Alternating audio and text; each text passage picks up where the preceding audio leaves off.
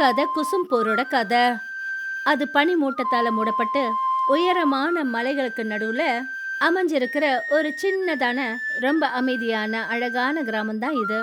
இங்க இருக்கிற சூழல் அப்புறம் அழகு இங்க சுத்தி பார்க்க வர ஒவ்வொரு ஆட்களுக்கும் சொர்க்கத்தை விட குறைஞ்சதா தெரியல. பாவப்பா, இந்த கிராமம் எவ்வளவு அழகா இருக்கு. ஆமா, அழகா தான் இருக்கு. ஆனா இந்த இடம் 2-3 நாளைக்கு தான் ஓகே. நாளுக்கு நாள் அதிகமாயிட்டு இருக்கிற இந்த குளிரை யாரு தாங்கிக்க முடியும் சொல்லு. சியா ரொம்ப சரியா சொன்னா. உண்மையான விஷயம் என்னன்னா, குசும்பூர் ஒன்றும் சாதாரண கிராமம் கிடையாது.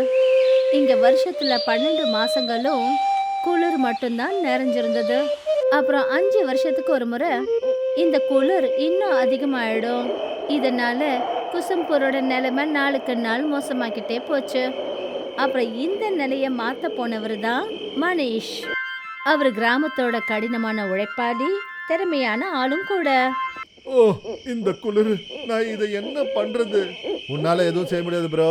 தெரியும்ல, நம்ம கிராமத்துல வருஷத்துல 12 மாசமும் குளிரா தான் இருக்கும். நீ என்ன செஞ்சாலும் சரி, இங்க எதுவுமே மாறாது. குளிர் வருஷத்துக்கு வருஷம் அதிகமாகிட்டே தான் போகும். அப்புறம் ஒரு நாள் இந்த குளிர்னால தான் நம்ம சாக போறோம். சரி, லேப மூடுற டைம் ஆயிடுச்சு. ரோஹன் சொன்னதை கேட்டுட்டு மனிஷ்க்கு ரொம்ப வருத்தமாயிடுச்சு. ஆனா அவருக்கு ஒரு விஷயம் தெரியும். அதாவது ரோஹன் சொன்ன விஷயம் உண்மைன்னு. ஆனா சேலஞ்சில் தோல்வியை ஏத்துக்கிறது மனிஷுக்கு கொஞ்சம் கூட உடன்பாடு இல்ல. அவனுக்கு நம்பிக்கை இருந்தது, இன்னைக்கு இல்லைனாலும் நாளைக்கு இந்த கிராமத்தை குளிர்ல இருந்து காப்பாத்தியே தீர்வேன்னு. மக்கள் என்ன வேணாலும் பேசிக்கிட்டோம். நான் என்னுடைய சொந்த பரிசோதனை மூலமா கிராமத்தை குளிர்ல இருந்து கண்டிப்பா காப்பாத்துவேன். அப்புறம் மனிஷ் முடிவு எடுத்த மாதிரி அவரு ராத்திரி பகல்னு குசும்பூரோட அற்புதமான நிலைமைகளை ஆய்வு செஞ்சுட்டு இருந்தாரு. சில சமயம் பழைய புத்தகங்களை படிச்சாரு, அப்புறம் சில சமயம் மண்ணை சோதனை பண்ணுவாரு. அப்புறம் ஒரு நாள் அவரோட கையில அப்படி ஒண்ணு பட்டுச்சு. அத அவரு கற்பனை செஞ்சு கூட பார்த்ததில்ல. ஏ மனிஷ், நீ என்ன பண்ணிட்டு இருக்க? ஒன்னும் இல்லப்பா, நான் என்னுடைய புது ஆராய்ச்சியை சோதனை பண்ணிட்டு இருக்கேன். அப்படியா?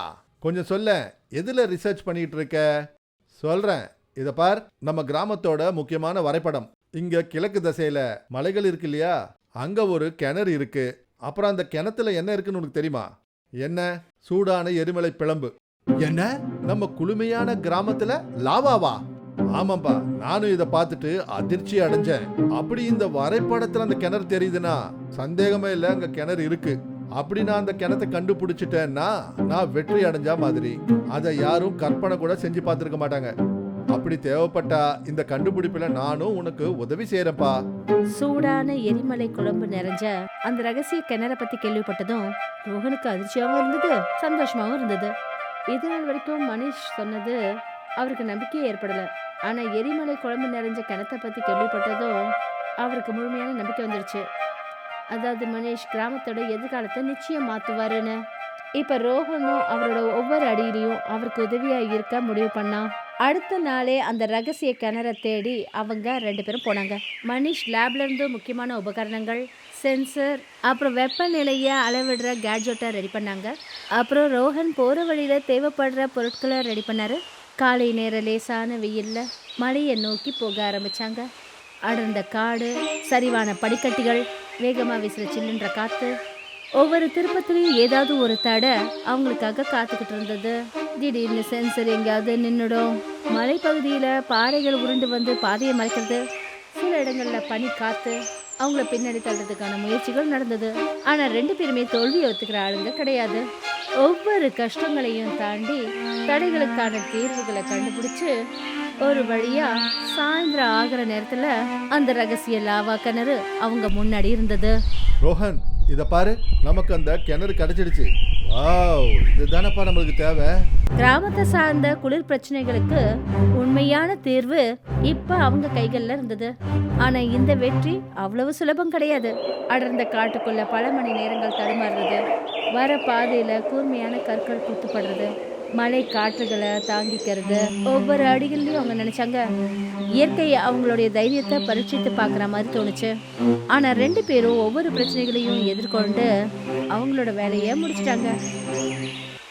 ரோஹன், டேங்கர்ல லாவாவை நிறைச்சி நம்ம லேபுக்கு கொண்டு வந்துட்டோம். இப்போ நீ ஒரு முக்கியமான வேலையை பண்ணணும்.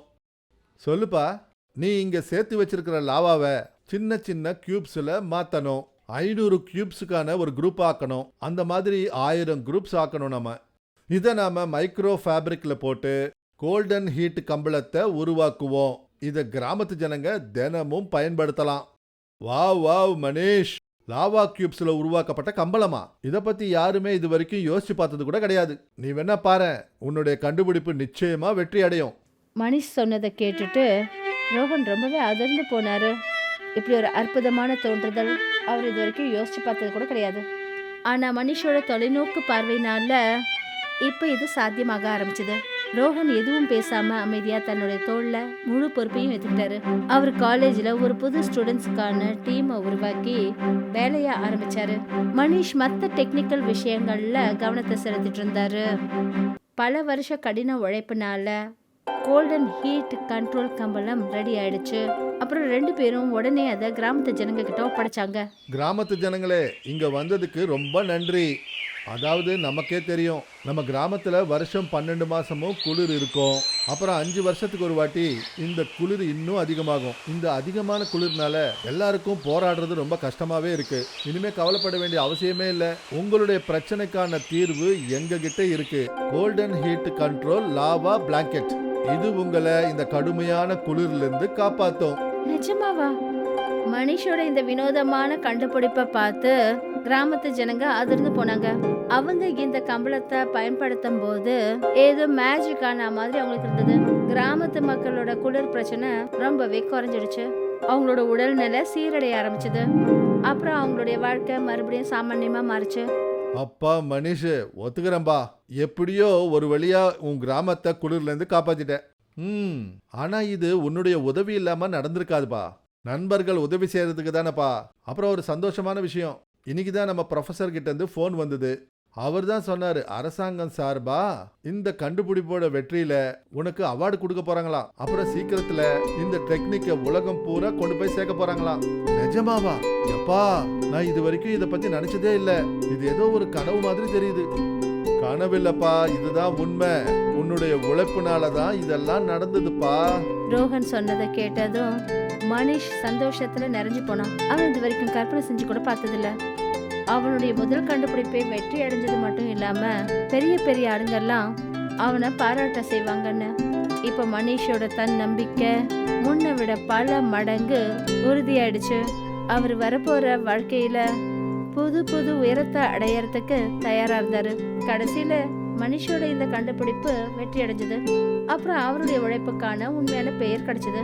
இது தானே நடக்கும். உண்மையான மனசோடையும் பக்தியோடையும் செஞ்ச உழைப்புக்கான பலன்.